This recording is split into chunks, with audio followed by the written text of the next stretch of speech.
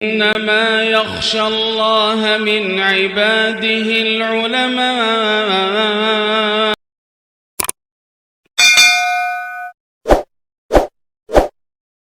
الحمد لله رب العالمين والعاقبة للمتقين الصلاة والسلام على خاتم النبيين وعلى آله الطيبين وأصحابه الطاهرين والمؤمنين مسلمين كلهم أجمعين.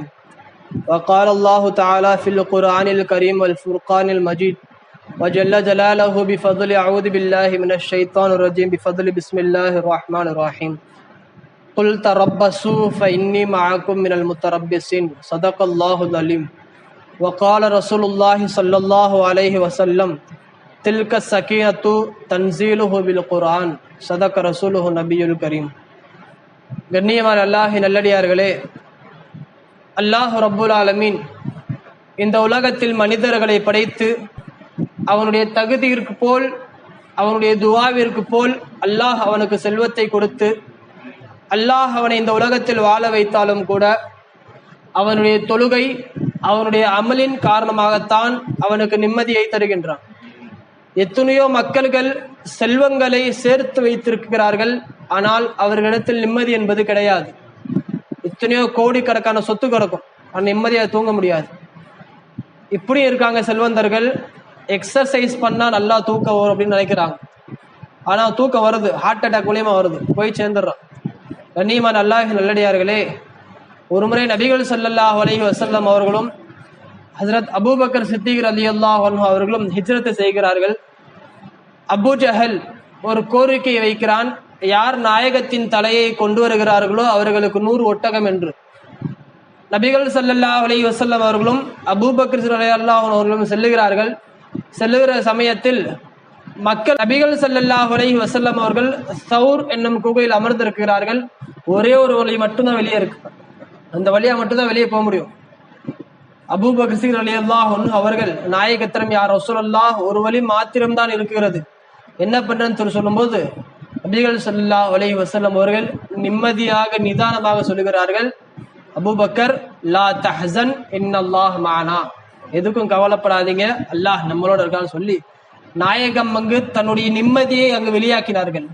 கண்ணியமானவர்களே, சொல்ல வருகிற நோக்கம், எத்தனையோ மக்கள்கள் நிம்மதியை தேடி சுற்றுலா என்ற இடத்திற்கு சென்று அவர்கள் தோட்டம் தோட்டமாக தன் நிம்மதியை தேடி அலைகிறார்கள். ஆனால் அல்லாஹ் ரப்புல் ஆலமீன் சொல்லுகிறான், அல்லாஹ் பி ஸிக்ரில்லாஹி தத்மைனுல் குலூப், உங்களுடைய உள்ளங்களுக்கு நிம்மதி வேண்டுமானால் நீங்கள் என்னை நினைவு கூறுங்கள்.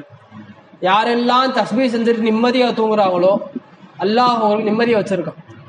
இன்னும் வருது, யாரெல்லாம் குர்ஆன் ஓதுவதை வளமையாக்கி கொண்டார்களோ அவருடைய உள்ளங்களில் எந்த விதமான கசடுகளும் இருக்காது, அவர்கள் நிம்மதியாக இருப்பார்கள் என.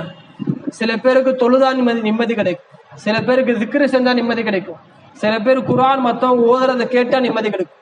கண்ணியமானவர்களே, இதில் எல்லாமே அல்லாஹ் இருக்கான். ஒரு முறை நபிகள் ஸல்லல்லாஹு அலைஹி வஸல்லம் அவர்கள் மஸ்ஜித் நபவியில் இருந்தார்கள். அந்த சமயத்தில் அபூ உமாமா பாஹிலி ரலியல்லாஹு அன்ஹு அவர்கள் மஸ்ஜித் நபவிற்கு வருகிறார்கள். நாயகம் ஸல்லல்லாஹு அலைஹி வஸல்லம் கேட்கிறார்கள், என்ன அபூ உமாமா, தொழுகிற நேரம் கிடையாது, இப்பயும் வந்து கேட்கும்போது அபூ உமாமா பாஹிலி ரலியல்லாஹு அன்ஹு சொல்லுகிறார்கள், யா ரசூலல்லாஹ் அஹமூமுன் லஸீமத்னி துயூனுன், எனக்கு கடன்கள், என்னுடைய கவலைகள் எனக்கு அத்துணையும் அதிகமாகிவிட்டது, அதற்காக நான் அல்லாஹ்விடத்தில் கேட்பதற்கு வருகின்றேன் என அபூ உமாமா பாஹிலி ரலியல்லாஹு அன்ஹு அவர்கள் சொன்னபோது நபிகள் ஸல்லல்லாஹு அலைஹி வஸல்லம் சொன்னார்கள், யா அபூ உமாமா, நான் ஒரு துஆவை சொல்லித்தரேன், அந்த துஆவை நீங்க காலை மாலை ஓதிட்டே வாங்க, அல்லாஹ் கண்டிப்பா உங்களுக்கு நேர்வழியை காட்டுவான்னு சொல்லும்போது, பலா யா ரசூலல்லாஹ், நாயகமே சற்று சொல்லித்தார்கள் கேட்டார்கள்.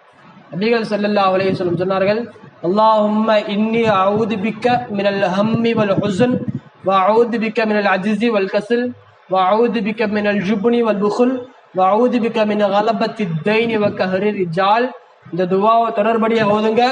இதுல வந்து தன்னுடைய கடன் சுமை அதிகமாக இருந்தால் அதை நிறைவேற்றுவதற்கும் தன்னுடைய கஞ்சத்தனத்திலிருந்து தன்னை பாதுகாப்பதற்கும் அத்துணைக்கும் ஏற்ற துஆ என்று நாயகம் ஸல்லல்லாஹு அலைஹி வஸல்லம் அவர்கள் சொல்லித் தருகிறார்கள். கண்ணியமானவர்களே, அபூ உமாமா பாஹிலி ரலியல்லாஹு அன்ஹு பின்னால் வாழுகிற சமயத்தில் இந்த துவாவை மற்ற சஹாபாக்களுக்கு சொல்லி தருகிறார்கள். சொல்லி தந்துவிட்டு சொன்னார்கள், என்று நாயகம் எனக்கு சொல்லிக் கொடுத்தார்களோ அன்றிலிருந்து இன்று வரை தொடர்படியாக ஓதி வருகிறேன். எனக்கு இப்போது கடன் என்பது கிடையாது, நான் நிம்மதியாக இருக்கின்றேன் என, சக்கீனத் என்ற அமைதியை நான் பெறுகிறேன் என சொல்லி தருகிறார்கள். கண்ணியமான அல்லாஹ் நல்லடியார்களே, ஒரு மனிதர் ஒரு வாகனத்தை எதிர்பார்த்து நிற்கிறாங்க. அப்பொழுது வேறொரு வாகனம் வந்து இவர் அடிச்சிருச்சு, இவர் விபத்துக்குள்ளாயிட்டாங்க. கடைசியில் மருத்துவமனையில் வச்சிருக்கும் பொழுது டாக்டர் வந்து சொல்றாங்க, நீங்க விதியை நம்புறீங்களான்னு சொல்லி கேட்குறாங்க. அந்த மனிதர் சொல்றாங்க, நான் விதியெல்லாம் நம்புறது கிடையாது, நான் இப்போ நடந்த செயல் நினைச்சு நான் ரொம்ப வருத்தப்படுறேன்னு சொல்லி சொல்றாங்க. அப்போ டாக்டர் சொல்றாங்க, ஒரு கெட்டதும் இருக்கு, ஒரு நல்லதும் இருக்கு. கெட்டது சொல்றேன் கேளுங்கன்னு சொல்லும்போது, உங்களுடைய கிட்னியில கேன்சர் இருக்கு. இந்த ஆக்சிடென்ட் மூலமா நமக்கு அந்த விஷயம் தெரிய வந்து அதை நம்ம எடுத்துட்டோம். ஒரு நல்லது சொல்றேன் கேளுங்க, உங்களுக்கு ஏற்கனவே வயிற்றுல ஒரு ப்ராப்ளம் இருந்துச்சு, இந்த ஆக்சிடென்ட் மூலியமா அந்த கிட்னி எடுக்கும்போது அந்த ப்ராப்ளமும் தெரிஞ்சிருச்சு, நம்ம வந்து அதை கியூர் பண்ணுன்னு சொல்லி சொல்றாங்க. கண்ணியமானவர்களை சொல்ல வருகிற நோக்கம், உலகத்தில் வாழுகிற காலத்தில் எத்துணை கஷ்டம் வந்தாலும் நிம்மதியை தெரியாத மனசு போகும். ஆனால் நிம்மதி என்பது குர்ஆனில் இருக்கிறது, திக்ரில் இருக்கிறது. சில பேர்த்துக்கு பள்ளிவாசல்ல உட்கார்ந்து இருந்தாலே நிம்மதி கிடைக்கும். சில பேர்த்துக்கு அல்லாஹுடைய திக்ர் அல்லாமல் சில விஷயத்தில் நிம்மதி கிடைத்தாலும் கூட அசல் நிம்மதி என்பது குர்ஆனில் மாத்திரம்தான் இருக்கிறது. அந்த மனிதர் கடைசியா சொன்னாங்க, நான் இதுவரை யூதனாக தான் இருந்தேன், ஆனால் என்று இந்த துவாவை நான் கேட்டேனோ இப்பொழுது நான் இஸ்லாமியனாக மாறப்போகிறேன் என்பதாக சொல்லி தருகிறார்கள். கண்ணியமான அல்லாஹ்வின் நல்லடியார்களே, சொல்ல வருகிற விஷயம், பலஸ்தீன மக்களிடத்தில் நிம்மதி என்பது இல்லை.